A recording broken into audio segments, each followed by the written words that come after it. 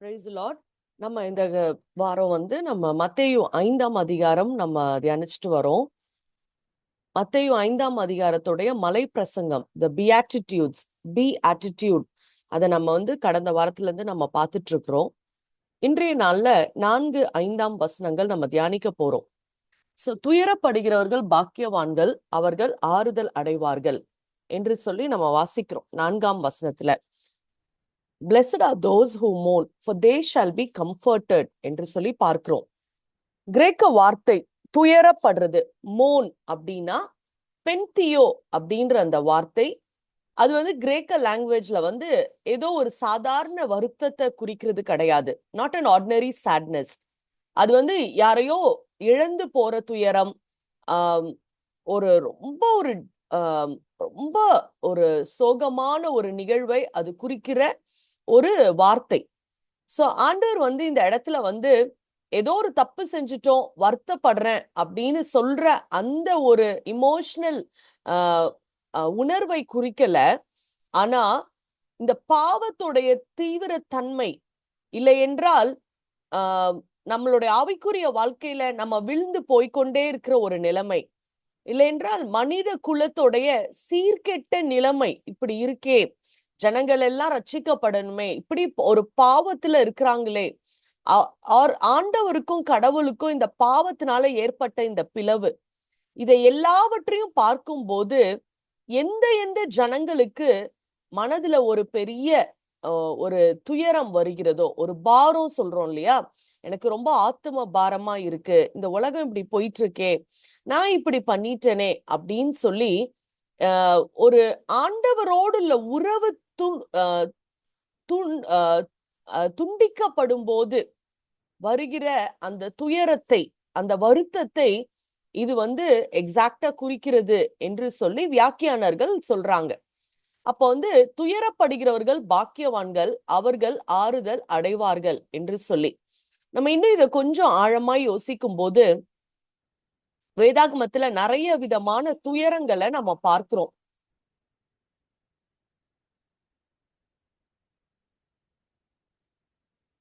So ஒண்ணு உலகத்தினால வருகிற வருத்தம்.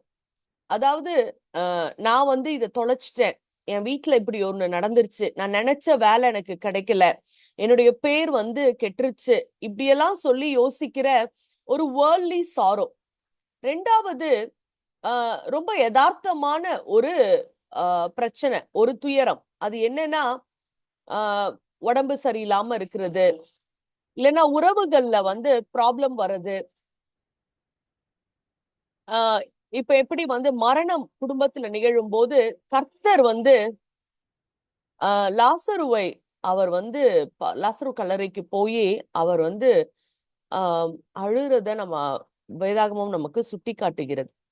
சோ இந்த மாதிரி ஒரு காரியம், இதெல்லாம் நேச்சுரலா யதார்த்தமான சம்பவங்கள், உலகத்துல நடக்கிற துயரங்களை நம்ம பார்க்கிறோம். மூன்றாவது தான் தேவனுக்கேற்ற துக்கம். இது ஆண்டவரே, நான் உங்களை ரொம்ப ஹர்ட் பண்ணிட்டேன், நான் உங்களை உங்களை நான் வருத்தப்படுத்திட்டேன், என்னை மாற்றுங்க என்று சொல்றது. இதுதான் 2 கொரிந்தியர் 7:10 தேவனுக்கேற்ற துக்கம் பின்பு மனஸ்தாபப்படுவதற்கு இடமில்லாமல் ரட்சிப்பிற்கு ஏதுவான மனம் திரும்புதலை உண்டாக்குகிறது என்று சொல்லி பார்க்கிறோம். இந்த தேவனுக்கேற்ற துக்கம், அந்த வார்த்தையும் இந்த துயரப்படுகிறவர்கள் என்ற அந்த வார்த்தையின் பதமோ கிரேக்க மொழியில ஒன்றாயிருக்கு என்று சொல்லி பார்க்கிறோம்.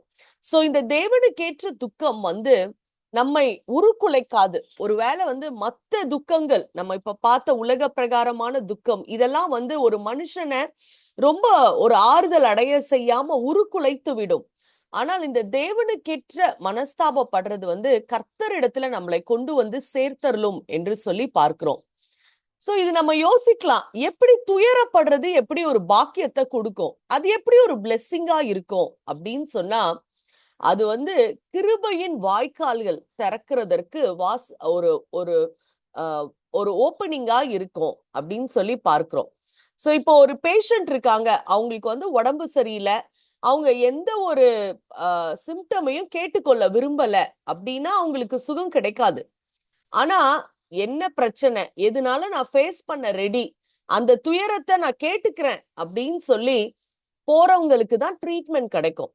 சோ நான் வந்து ஆவிக்குரிய ரீதியா நான் பெர்ஃபெக்ட்டா இருக்கேன், நான் ஹெல்த்தியா இருக்கேன் அப்படின்னு நினைச்சிட்டு இருந்தோம்னா, ஆவிக்குரிய வாழ்க்கையில எல்லாம் அழகா இருக்கு, எனக்கு நேர்த்தியா இருக்கிறேன், எனக்கு ஒரு குறை இல்ல அப்படின்னு நினைச்சா, நான் பரம வைத்தியரான இயேசு கிறிஸ்துவ பார்க்க அவசியமே இல்ல. ஆனா எனக்கு இந்த இடத்துல ஒரு பிரச்சனைகள் இருக்கு, எனக்கு இந்த இடத்துல பலவீனமா இருக்கு, எனக்கு கர்த்தருடைய தொடுதல், கர்த்தருடைய கிருபை இதை தாண்டி போவதற்கு, இதை ஓவர் கம் பண்றதுக்கு எனக்கு தேவை அப்படின்னு நினைக்கும் போது, there I will have healing. So a person who is spiritually healthy will never get a relief, but a person who recognizes the problem will get the healing. அந்த மாதிரி தான். ஒருவேளை எனக்குள்ள நான் பெர்ஃபெக்ட், என் ஜெபம், என்னுடைய வேத வாசிப்பு, நான் கொடுக்கிற காரியங்கள் எல்லாம் பெர்ஃபெக்ட்னு நினைச்சோம்னா, ப்ரைடு வந்து பாவத்தை மூடிவிடும், பெருமை. ஆனா எங்க நம்ம தாழ்மையா இருக்கோமோ அந்த இடத்துல நம்மளுடைய பாவ நிலை வெளியில தெரியும். அண்ட் நம்ம அறிக்கை செய்யும் போது அது வந்து நமக்கு மன்னிப்பிற்கு வழி வகுக்கும் என்று சொல்லி நம்ம பார்க்கிறோம். சோ முதல் இது வந்து ஆவியில் எளிமை உள்ளவர்கள் பாக்கியவான்கள் என்று சொல்லி பார்த்தோம். ஆவியில் எளிமை அப்படின்னா, நான் வந்து எனக்கு எந்த ஆர்ப்பாட்டமும் இல்லை, எனக்குன்னு என் ஸ்பிரிட் வந்து ஆண்டவரையே நான் சார்ந்து இருக்கிறேன் அப்படின்னு சொல்ற ஒரு நிலை. அடுத்தது துயரப்படுகிறவர்கள் என்ன சொல்லுவாங்கன்னா, எனக்கும் ஆண்டவருக்கும் ஒரு உறவு துண்டிக்கப்பட்டிருக்கு, நான் பாவம் பண்ணியிருக்கிறேன், எனக்குள்ள ஒரு குறை இருக்கு, நான் அதை பத்தி வருத்தப்படுறேன் அப்படின்னு சொல்லி. அப்போ உண்மையான ஆவிக்குரிய வளர்ச்சி அந்த இடத்துலதான் தொடங்குது. சோ பாவம் எனக்குள்ள இல்லைன்னா இந்த சீரியஸ்னஸ் ஆஃப் த சின் இல்ல அப்படின்னா கிருபை நம்மளுடைய வாழ்க்கையில ஆளுகை செய்யவே செய்யாது. இந்த ஆயக்காரன் பரிசேயன் கதையில நம்ம லூக்கா 18ல நம்ம பார்க்கிறோம். அவன் வந்து தன்னை அவன் நியாயப்படுத்தி கொள்ளவே இல்லை. ஆயக்காரர் அவன் கண்களை ஏறெடுக்க துணியாமல் பாவியாக என்மேல் கிருபையாயிரும் என்று சொல்றார். அவர் யாரோடையும் தன்னை கம்பேர் பண்ணல. அப்ப அவர் வந்து துயரப்படுற அந்த நிலைமையில இருக்கிறாரு. அவருடைய முடிவு என்னவா இருந்துச்சு? அவர் பாக்கியமாய் அந்த முடிவு இருந்துச்சு. அவர் ஆறுதல் அடைஞ்சாரு. அவர் வீட்டிற்கு நீதிமானாய் திரும்பி போன ஒரு அனுபவத்தை நம்ம வாசிக்கிறோம். அண்ட் இந்த பியாட்டிடியூட்ஸ்ல நம்ம பார்க்கும்போது முதல் பகுதி ஒரு ஃபேக்டர் சொல்லுது, அடுத்த பகுதி அந்த ஆசீர்வாதம் வந்து அவங்களுக்கு அந்த செகண்ட் பார்ட் வந்து என்ன செய்யும் அப்படின்றத நம்ம பார்க்கிறோம். சோ அதுல நம்ம பார்க்கும்போது துயரப்படுகிறவர்கள் பாக்கியவான்கள், அவர்களுக்கு என்ன நிகழும்? அவர்கள் ஆறுதல் அடைவார்கள் என்று சொல்லி பார்க்கிறோம்.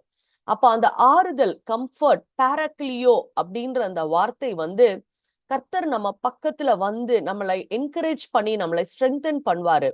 பரிசுத்த ஆவியானவரை பற்றி யோவான்ல நம்ம பார்க்கும்போது, யோவான் 14:16 பார்க்கும்போது, உங்களுக்குள் இருக்கும்படி சத்திய ஆவியாகிய வேறொரு தேற்றரவாளனை அவர் உங்களுக்கு தருவார். அந்த தேற்றரவாளன், அந்த வார்த்தை தான் இதே வார்த்தை, ஆறுதல் அப்படின்ற அந்த வார்த்தை.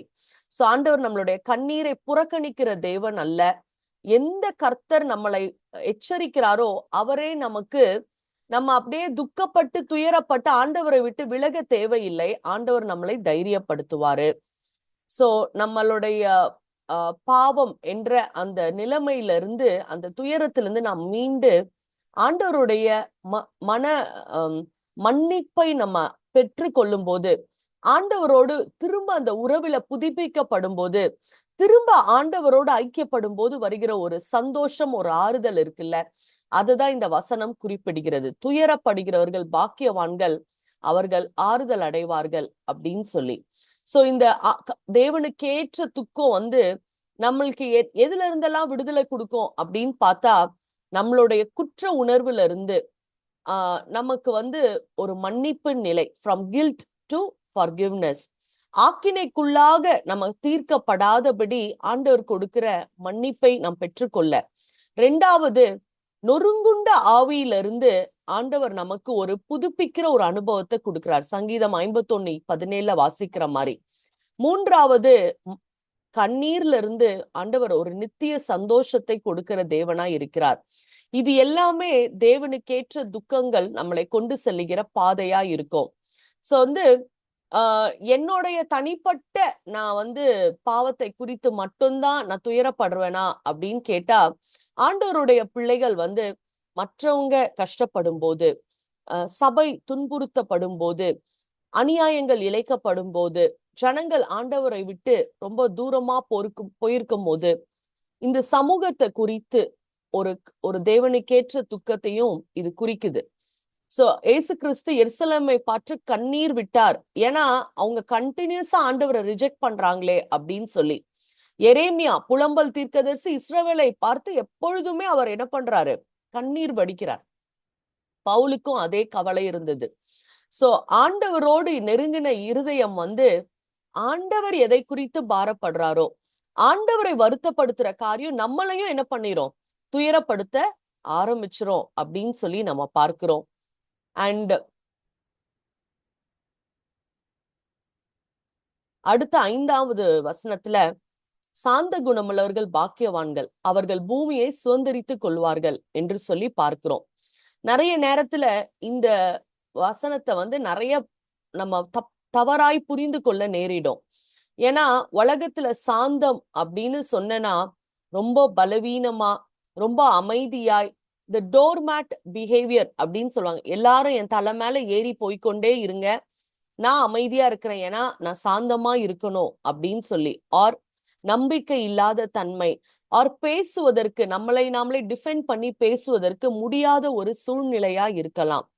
சோ இந்த உலகத்துல வந்து வெற்றி ஆர் சக்சஸ் அப்படின்றது எப்படி நிர்ணயிக்கப்படுதுன்னா, நம்மளுடைய எந்த அளவுக்கு எல்லாரையும் இன்ஃப்ளூயன்ஸ் பண்ண முடியும், எந்த அளவுக்கு வல்லமை மிகுந்தவர்களா இருக்கிறோம், ஆண்டவர் எந்த அளவுக்கு நல்லா அச்சீவ் பண்ணியிருக்கிறாங்களோ அதுதான் சக்சஸ் அப்படின்னு சொல்றாங்க.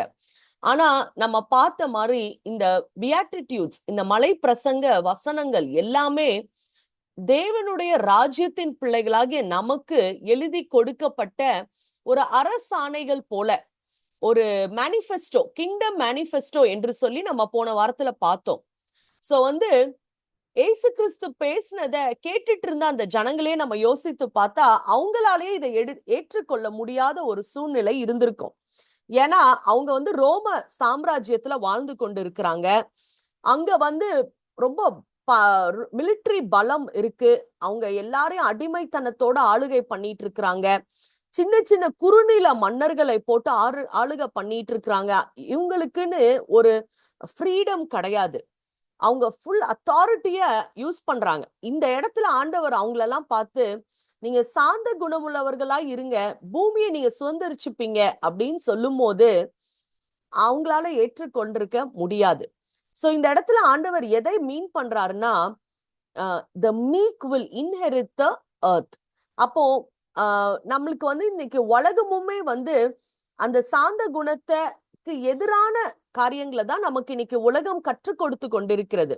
நம்மளுடைய தேவைகளைக்காக நாம் தான் சண்டை போடணும், நம்மளை நாமளே வெளியில ப்ரொமோட் பண்ணணும், பிராண்ட் பண்ணணும், நம்மளுடைய சத்தம் வெளியில கேட்கப்படணும், யாரும் நம்மள வந்து அட்வான்டேஜ் எடுத்துக்க கூடாது, நமக்கான உரிமையை நம்ம சண்டை போட்டு பெற்றுக்கொள்ளணும், நம்மளுக்கு நீதி கிடைக்குவதோ, நம்ம ரொம்ப தைரியமாய் செயல்படுவதோ தப்பே கிடையாது. ஏன்னா ஆண்டவர் தீமைக்கு எதிர்த்து நின்ற தேவன் அப்படின்னு எல்லாம் நம்ம உலகம் இன்னைக்கு வந்து நமக்கு சொல்லி கொடுத்து கொண்டிருக்கிறது. ஆனா பரலோக ராஜ்யத்தின் பிரின்சிபிள் வந்து ஒரு வித்தியாசமான பரிசுத்த ஆவியானவருடைய வழிநடத்துதல்படி நடக்குது. உண்மையாய் பூமியை சுதந்திரித்து கொள்ளுகிறவங்க வந்து அப்படியே இந்த பவர் எல்லாத்தையும் கையில பிடிச்சு வச்சு செயல்படுறவங்க இல்ல. ஆனா தங்களை தாங்களே ஆண்டவருடைய ஆளுகைக்கு ஒப்பு கொடுக்கிறவர்களுக்கு தான், அவங்களுக்கு தான் அந்த சுதந்திரிக்கிற பாக்கியம் இருக்கும். இந்த மீக் அப்படின்ற இந்த வார்த்தை ப்ராஸ் அப்படின்ற கிரேக்க வார்த்தையில வருது. இது வந்து பயந்து ஒரு பவர்லெஸ்ஸா, ஒண்ணுமே எனக்கு இல்ல, பவரே இல்ல, நான் வீக், என்னால எதுவுமே முடியாது, நான் ரொம்ப பயந்த சுபாவம், ஒதுங்கி போய் குறுகி போய் உட்கார்ந்துருப்பேன் அப்படின்றது கிடையாது. இது வந்து இந்த வார்த்தை எதுக்கு யூஸ் பண்ணப்பட்டிருக்கோம்னா, ஒரு வைல்ட் ஹார்ஸ், ஒரு காட்டு குதிரை வந்து அத நல்லா ட்ரெயின் பண்ணி கண்ட்ரோலுக்கு வந்த ஒரு காட்டு ஹார்ஸ், அந்த ட்ரைனிங்க அது குறிக்குது. மீக்கா ஆயிருச்சு அப்படின்னு சொல்லி, சாந்த குணமா ஆயிருச்சு. அப்ப வந்து ஒரு முரடா இருந்த, ஒரு அன்டேம்டா இருந்த அந்த ஹார்ஸ் வந்து it has been trained now, it has been brought under control. அப்ப அந்த குதிரையோடைய வீரியம் போயிருச்சா அப்படின்னா கண்டிப்பா கிடையாது. Horse power is horse power. ஆனா அது தன்னுடைய எஜமானுக்கு சரண்டர் ஆயிருச்சு. அவர் லெஃப்ட்ல திருப்புனா அது லெஃப்ட்ல போகும், அவர் கடிவாளத்தை நிறுத்துனா அந்த இடத்துல நிக்கும். அப்ப அப்படியா அந்த குதிரை என்ன பண்ணிருச்சு, டேம் ஆயிருக்கு, ட்ரெயின் ஆயிருச்சு மாஸ்டருக்கு. இதுதான் பைபிள் சொல்லி கொடுக்கிற சாந்த குணம். எவ்வளோ முரட்டா, எவ்வளோ என்னால செஞ்சிரும், என்னால செய்ய முடியும், என்னுடைய முயற்சி, என்னுடைய வாய்பலன், என்னுடைய சாமர்த்தியம், நான் பேசிடுவேன் அந்த இடத்துல போய் அப்படின்னு, என் உரிமை, நான் இதுக்காக போராடுவேன், நான் கேட்கலன்னா எப்படி இப்படின்னு நம்ம நினைச்சிட்டு இருந்தோம்னா அந்த இடத்துல ஆண்டவருடைய ஆளுகைக்கு நம்ம ஒப்பு கொடுத்து கர்த்தர் இழுக்கிற வண்ணமாய் நாம் மாறி மாறி போகும்போது அதுதான் நம்ம சாந்த குணத்தை அது குறிக்கிறது. Meekness is not absence of strength. அது வந்து பலவீனப்பட்ட ஒரு நிலை கிடையாது. It is strength surrendered to God's purpose. அது வந்து ஆண்டவருடைய சித்தத்திற்கு நம்மை ஒப்பு கொடுப்பதற்கு நமக்கு வேண்டிய ஒரு பலனை அது குறிக்கிறது. அப்ப வந்து a weak person இருக்கிறாங்கன்னு வச்சுக்கோங்களேன், அவங்க வந்து அவங்களுடைய கோபத்தை கண்ட்ரோல் பண்ண முடியாது, ஏன்னா அவங்களுக்கு பலன் இல்ல. ஆனா ஒரு சாந்த குணமுள்ளவர்கள் கோபத்தை கண்ட்ரோல் பண்ணிடுவாங்க, ஏன்னா அவங்கள யார் ஆளுகை செய்யறா, the strength is governed by God. ஒரு பலவீனப்பட்ட ஒரு பயந்த மனிதன் வந்து எங்கேயா பிரச்சனை வந்துருச்சுன்னா பயந்து ஒதுங்கிடுவாங்க, ஏன்னா அவங்களுக்கு பயம். ஆனா ஒரு மீக் பர்சன் ஒதுங்க மாட்டாங்க, பிரச்சனையை பார்த்து அவங்க அதை ஃபேஸ் பண்ணுவாங்க. they will face conflict, ஏன்னா because they trust God. ஒரு வீக் பர்சன் வந்து எனக்கெல்லாம் வாய்ஸே கிடையாது, நான் பேசி யாரா கேட்பாங்களா, எனக்கு எந்த ரெஃபரன்ஸும் கிடையாது, I have no voice, I be silent அப்படின்னு சொல்றவங்க வீக் பர்சன். ஆனா மீக் பர்சன் வந்து அவங்க ஏன் சைலண்ட் எடுப்பாங்க, அந்த காரணம் என்னவா இருக்கும்னா, கர்த்தர் எனக்காக யுத்தம் செய்வார், என் சார்பில் அவர் இருக்கிறாரு, நான் ஏன் பேசணும், நான் ஏன் என் உரிமைக்காக போராடணும், காட் இஸ் மை டிஃபெண்டர் அப்படின்னு சொல்லி இருக்கிற இடம்தான் சாந்த குணம். சோ சாந்த குணம் அப்படின்றது கர்த்தருடைய அதிகாரத்திற்கும் ஆளுகைக்கும் இருக்கிற அந்த வல்லமையை புரிந்து கொள்ளுவது. Strength under spiritual control, confidence without pride, ஒரு பெரிய ஒரு தன்னம்பிக்கை, பெருமை இல்லாத ஒரு தன்னம்பிக்கையை குறிக்கிறது. ஒரு அதிகாரம், அரகன்ஸ் இல்லாத ஒரு அதிகாரத்தை குறிக்கிறது தான் மீக்னஸ் என்று சொல்லி பார்க்கிறோம். ஏசு கிறிஸ்து சிறந்த உதாரணம் இந்த சாந்த குணத்துக்கு. ஏன்னா நீங்க என்னிடத்திலிருந்து கற்றுக்கொள்ளுங்கள் என்று அவர் மத்தேயு 11:29 அவர் ஏசு கிறிஸ்து சொல்றத பார்க்கிறோம். ஏன்னா அவர் வந்து ஆண்டவரை யாருமே இவர் ரொம்ப அமைதி, இவர் ரொம்ப பலவீனமானவர், இவர் ஒரு பயந்தாங்கோலி அப்படின்னு எந்த இடத்துலயுமே ஆண்டவர் வந்து சொல்லப்படல. அவர் எந்த இடத்துல பேசணுமோ அவர் பேசின வார்த்தைகள் மிகுந்த இம்பாக்ட்ஃபுல்லா இருந்துச்சு. ஏசு கிறிஸ்து தன்னைத்தான் சொல்லும் போது, நான் சாந்தமும் மனத்தாழ்மையுமா இருக்கிறேன், என் நுகத்தை உங்கள் மேல் ஏற்றுக்கொண்டு என்னிடத்தில் கற்றுக்கொள்ளுங்கள் என்று சொல்றத பார்க்கிறோம். மத்தேயு 11:29 லேர்ன் ஃப்ரம் மீ, ஐ அம் மீக் அப்படின்னு சொல்றாரு. ஏன்னா அவர் வந்து இந்த ரிலிஜியஸ் ஹிப்போக்ரசியை எதிர்த்தார். பரிசேயர்கள், சதுசேயர்கள் எல்லாரும் செய்யற அந்த அந்த அவங்க மத சார்பு மத காரியங்கள், மத லீடர்ஸ் செய்யற எல்லா கேம்ஸையும் அவர் என்ன பண்றாரு, தட்டி கேட்கிறாரு. அவர் ஆலயத்தை சுத்திகரிக்கிறாரு. எங்க சத்தியத்தை பேசணுமோ தைரியமாய் பேசுறாரு, எங்க பிசாசுக்கு எதிர்த்து நிற்கணுமோ, எங்க அவர் வந்து சோதனைக்கு உட்படாதபடி எதிர்த்து நிற்கிறாரு. சிலுவையை சகித்தார். அப்போ கெத்செமனே தோட்டத்துல பேதுரு வந்து ஒருத்தரை வாள்ல அறுக்க வரும்போது அவர் என்ன சொன்னாரு, என்னால பிதா கிட்ட கேட்க முடியாதா, 12,000 ஏஞ்சல்ஸ் அவரால் அனுப்ப முடியும், லேகியோன்களை அனுப்பி இந்த காரியத்தை செய்ய முடியாதா அப்படின்னு கேட்கிறார். அப்பனா என்ன அர்த்தம், ஜீசஸ் வாஸ் நாட் ஹெல்ப்லெஸ், அவருக்கு வந்து பலம் இல்லாமலாம் இல்ல, அவருக்கு முழு பரலோகமும் உதவி, பவர் ஆஃப் ஹெவன் இருந்துச்சு. ஆனாலும் பிதாவானவருடைய முழுமையான சித்தத்திற்கு தன்னை அர்ப்பணித்திருந்த அனுபவம், அதுதான் மீக்னஸ். அதுதான் நாம் ஆண்டவர் இந்த காலை வேளையில நமக்கு கற்றுக் கொடுக்கிறாரு. The strongest person who ever lived demonstrated the greatest weakness. ஏன்னா அவருடைய முழு பலத்தையும் ஆவியானவர் கிட்ட, பிதாவானவர் கிட்ட அவர் சரண்டர் பண்ணியிருந்தாரு. சோ இந்த மலை பிரசங்க வசனங்கள் ஒரு முறையாய் ஒரு ப்ரோக்ரஸ் ஆகுறத பாக்குறோம். சோ இது ஏதோ இந்த திருக்குறள் மாதிரி அறநெறிகள் மாதிரி கிடையாது. அது கிறிஸ்துவை போல மாறுவதற்கு கர்த்தர் கற்றுக் கொடுத்த ஒரு பியூட்டிஃபுல் தாட்ஸ். முதலாவது, ஆவியில் எளிமையுள்ளவர்கள் பாக்கியவான்கள்.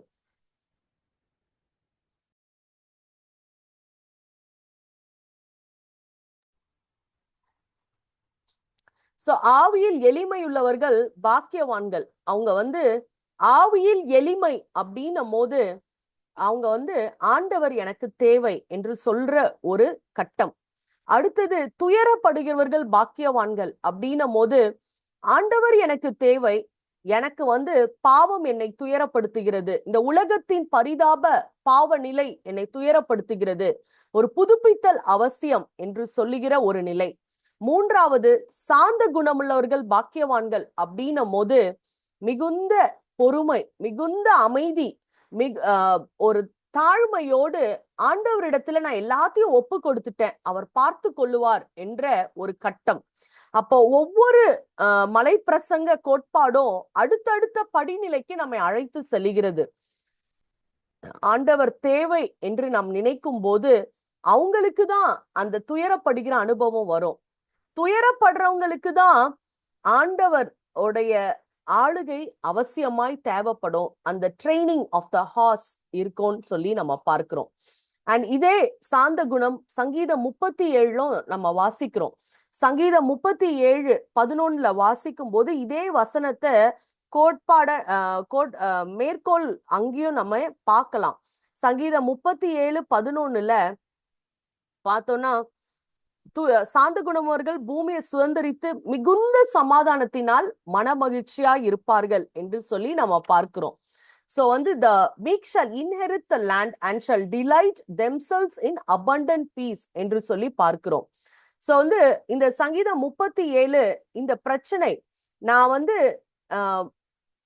தவறான ஜனங்கள் அவங்க ரொம்ப சக்சஸ்ஃபுல்லா இருக்குது, என்னை சுற்றி தப்பு நடக்குது, நியாயம் நடக்கல, அநியாயம் நடந்து கொண்டு இருக்கு, இந்த மாதிரி ஒரு சூழ்நிலையில நான் என்ன பண்ணணும் அப்படின்றதா சங்கீதம் 37. அதற்கு ஆன்சர் தான் இந்த வசனம்.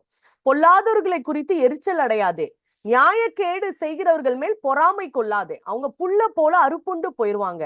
நீ கர்த்தரையே நம்பி நன்மை செய், கர்த்தரிடத்தில் மன மகிழ்ச்சியா இரு, நீ உன் வழியை கர்த்தருக்கு ஒப்புவித்து அவருக்கு நம்பிக்கையா இரு, உன் நீதி வெளிச்சத்தை போலவும் உன் நியாயம் பட்ட பகலை போலவும் விளங்க பண்ணுவார் அப்படின்னு சொல்லி வருகிற ஒரு அழகான சங்கீதம். நம்ம ஆல்ரெடி இதெல்லாம் படிச்சிருக்கோம்.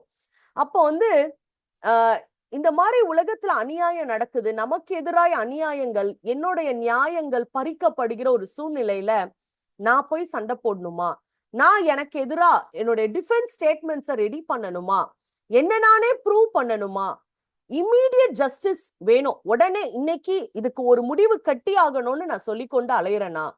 இல்ல. ஐ நீட் டு கர்த்தரை நம்ம என்ன பண்ணணும், நம்பி நன்மை செய்யணும்.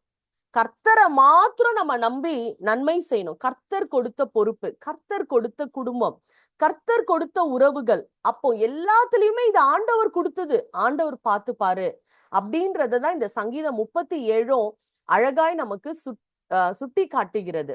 சோ ஒரு சாந்த குணமுள்ள ஒரு பர்சன் எப்படி இருப்பாங்கன்னா, என்னால இத பார்க்க முடியல, ஆனா ஆண்டவரால பார்க்க முடியும். God sees what I cannot see. எனக்கு இது தெரியல ஏன் இப்படி நடக்குதுன்னு, ஆனா ஆண்டவருக்கு தெரியும். God knows what I cannot know.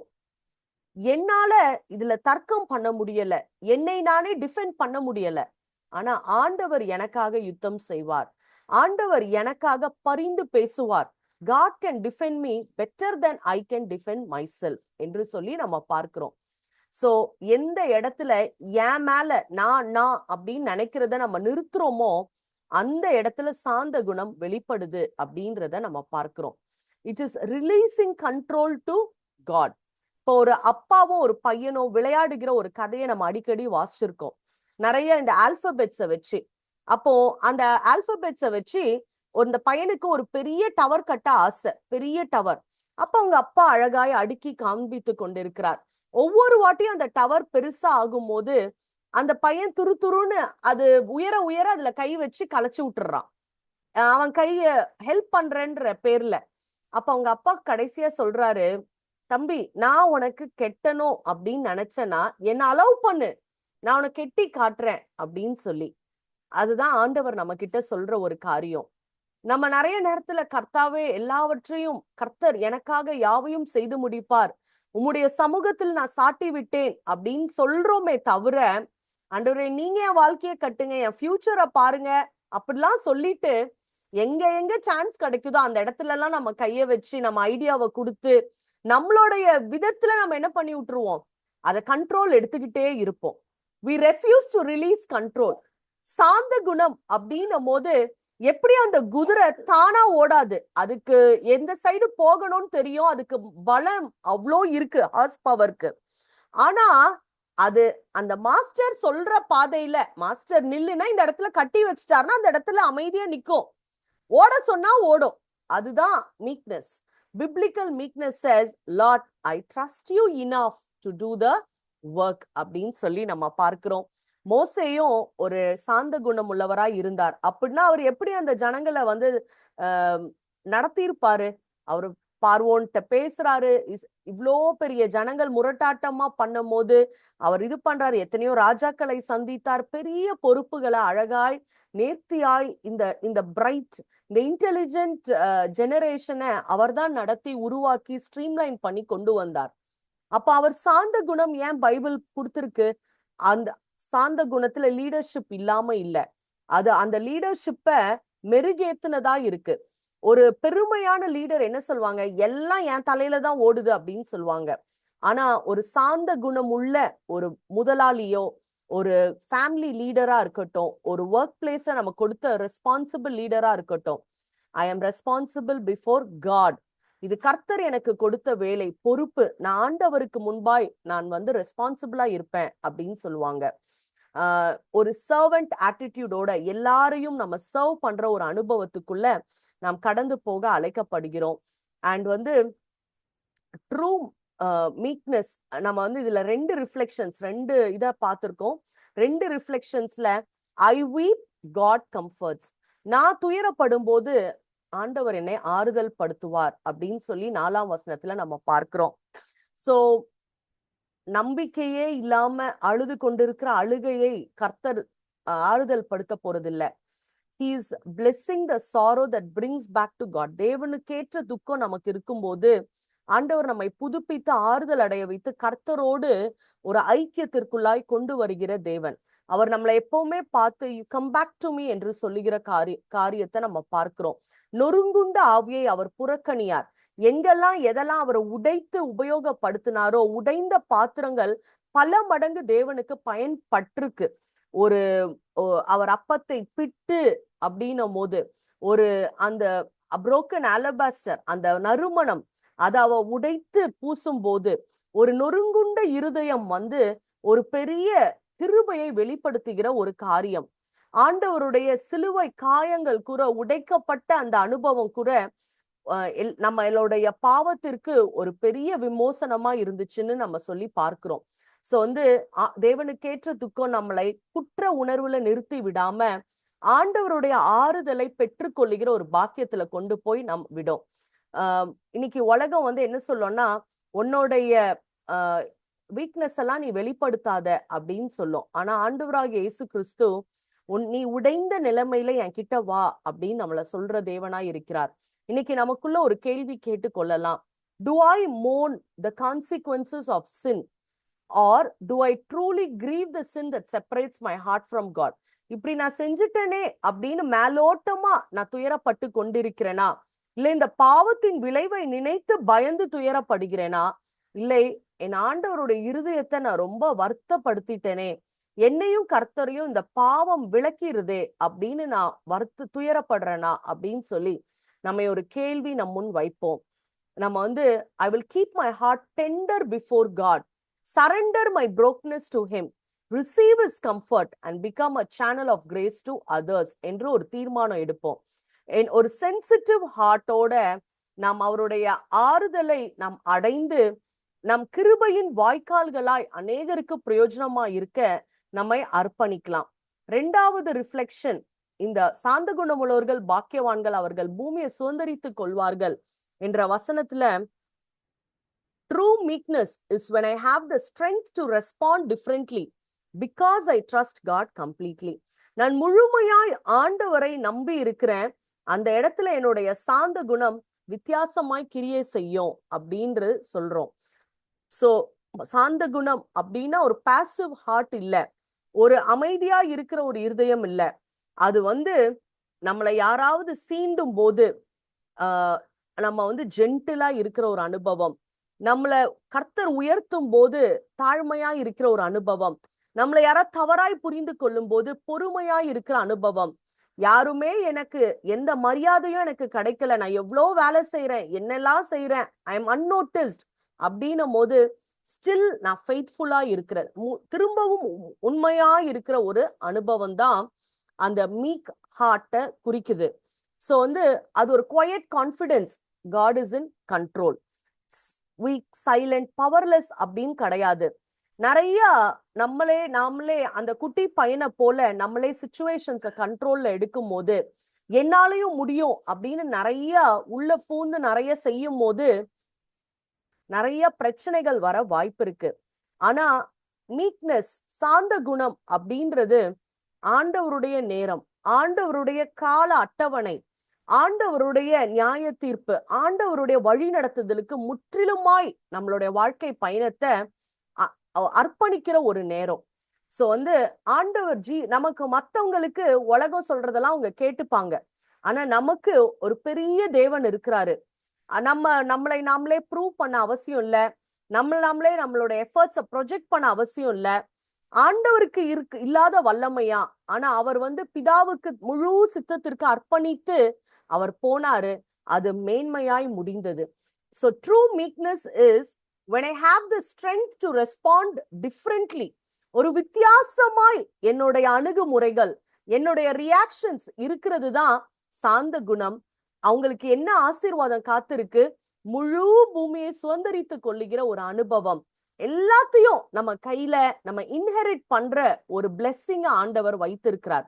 So இன்னைக்கு நம்மள ஒரு கேள்வி கேட்டுக்கொள்ளலாம், என்னுடைய பலன், என்னுடைய உணர்ச்சிகள், என்னுடைய முடிவுகள் எல்லாவற்றையும் நான் கண்ட்ரோல் பண்றேனா, இல்லை ஆண்டவருடைய வழி நடத்துதலுக்கு முழுவதுமாய் அர்ப்பணிக்கிறேனா அப்படின்னு சொல்லி என்ன டெசிஷன் எடுக்க போறோம்னா, என்னுடைய பலன், என்னுடைய ரியாக்ஷன்ஸ், என்னுடைய திட்டம், தீர்மானங்கள் எல்லாவற்றையும் கர்த்தரிடத்துல பொறுமையாய் கொடுத்து, அந்த ஒரு வைல்ட் ஹார்ஸ், அது ஒரு அன்டேம்டா இருக்கிற அந்த வைல்ட் ஹார்ஸ் எப்படி அது மாஸ்டருக்கு கீழே முழுமையாய் அடங்கி சாந்தமாய் கட்டுப்பட்டு அடங்கி இருக்குதோ, அந்த ட்ரெயின்ட் மாஸ்டர் கிட்ட ட்ரெயின் ஆகி இருக்கிற அந்த ஹார்ஸை போல நம்மை சாந்த குணத்திற்கு அர்ப்பணித்து பரமபிதா அவருக்கு அவருடைய பலத்த கரத்துக்குள் அடங்கி இருந்து பெரிய காரியங்களை இந்த பூமியில நாம் சுதந்திரித்து அனுபவிப்பதற்கு கர்த்தர் நமக்கு கிருபைகளை தருவாராக.